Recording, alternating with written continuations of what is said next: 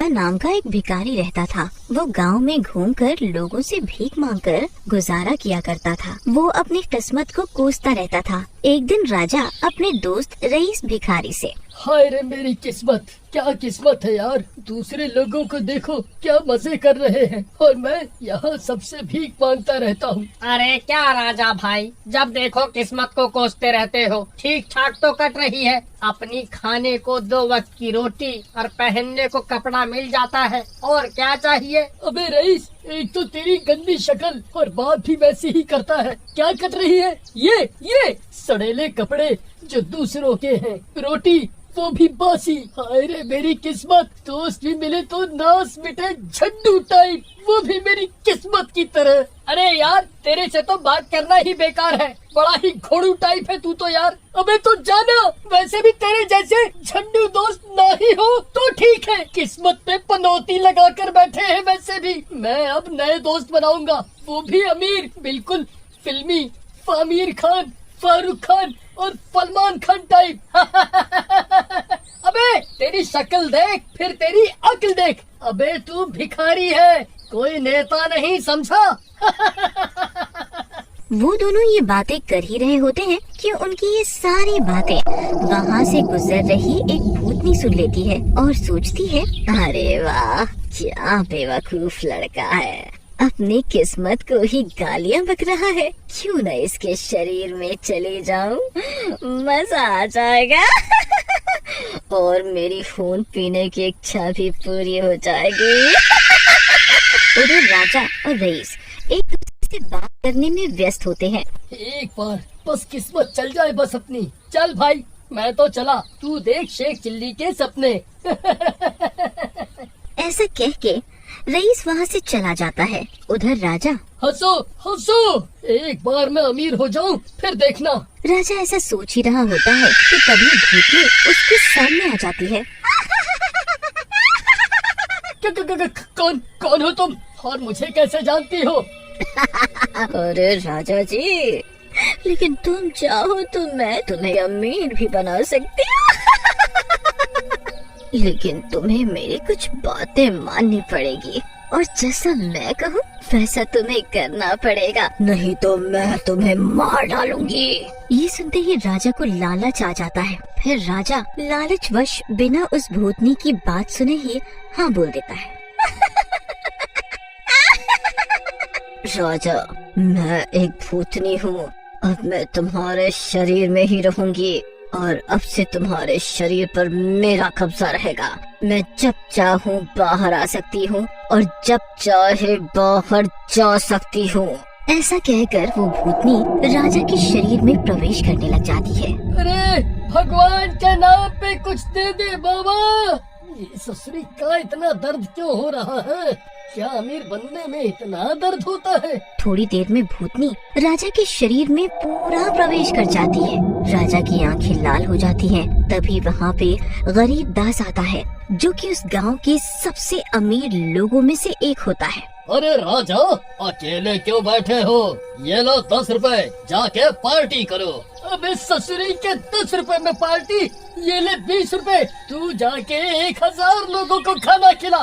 राजा, ये क्या बदतमीजी है तो तू भिखारी, लेकिन तेरी जबान 10 गज की है। ऐसा सुनते ही राजा को गुस्सा आ जाता है और वो उसे पटक देता है और उसे मार देता है। भिखारी बोलता है।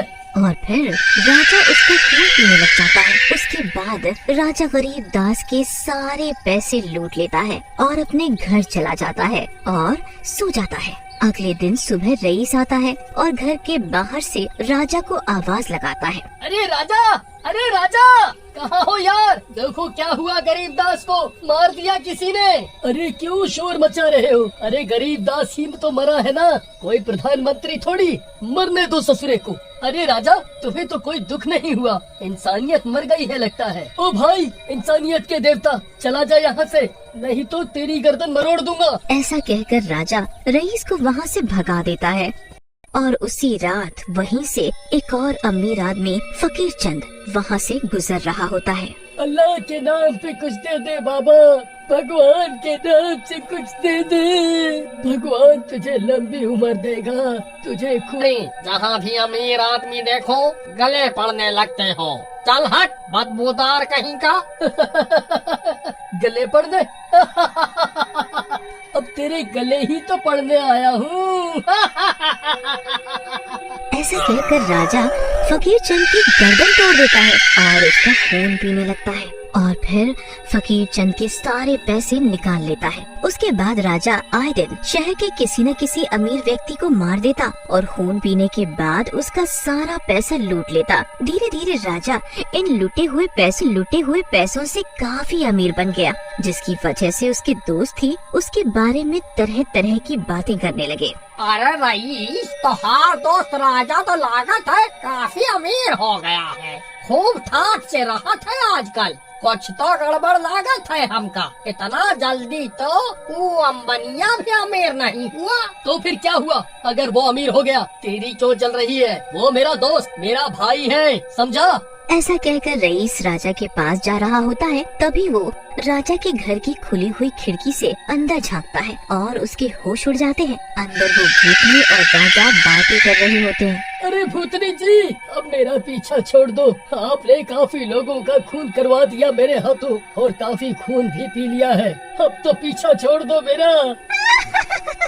तेरा पीछा छोड़ दूं?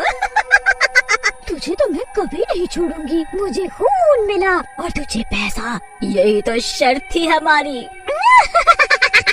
ये सब देखकर रईस काफी डर जाता है और वापस जाने लगता है। तभी राजा वहाँ आ जाता है। दोस्त, मुझे बचा लो इस भूतनी से।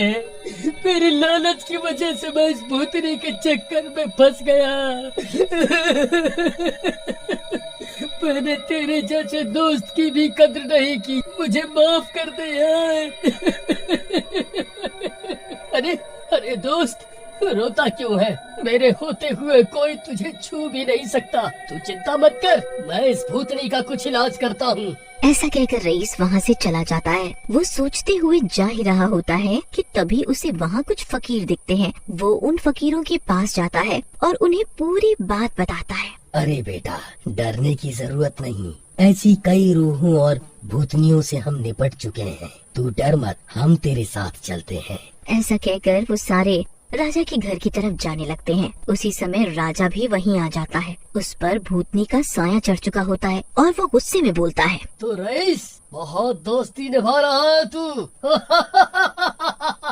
इन फकीरों को लाया है अपने दोस्त को बचाने। अब तो इस दोस्ती के चक्कर में तू भी मरेगा। चुप, तुझे जो करना है कर। ऐसा सुनते ही राजा रईस पर हमला कर देता है और उसे जोर से धक्का दे देता है, जिससे रईस वहीं बेहोश हो जाता है। दोस्ती निभाएगा, ले निभा। बस शैतान बस, अब रुक जा। बहुत देर से तेरी शैतानी देख रहा हूँ, बस अब नहीं। तू रोकेगा मुझे? अब तो मैं पहले तेरा ही खून पीऊंगा। ऐसा कहकर राजा फकीर की ओर आगे बढ़ता है, लेकिन फकीर उसी समय अपने ऊपर एक ताबीज डाल देता है। ताबीज के राजा के ऊपर गिरते ही राजा दर्द से तड़पने लगता है और वो भूतनी उसके शरीर से बाहर आ जाती है।